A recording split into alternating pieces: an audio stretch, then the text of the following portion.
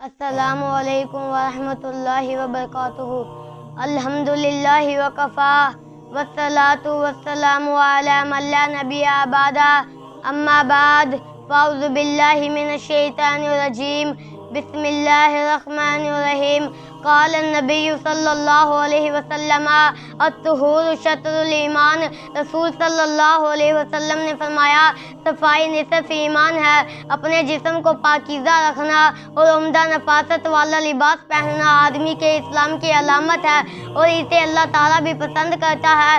اللہ تعالیٰ فرماتا ہے واللہ یحب المتطہرین، اللہ تعالیٰ پاکیزہ رہنے والوں سے محبت کرتا ہے۔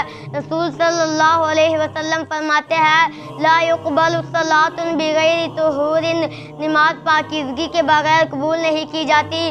اللہ تعالیٰ فرماتے ہیں اے پیغمبر صلی اللہ علیہ وسلم وَثِيَابَكَ فَطَّهِّرْ، اپنے کپڑوں کو صاف رکھے۔ دعا ہے کہ اللہ تعالیٰ پاکیزگی اختیار کرنے کی توفیق عطا فرمائے۔ وَمَا عَلَيْنَا إِلَّا الْبَلَاغُ الْمُبِينُ۔ Knowing everything comes on you, the Lord Most High.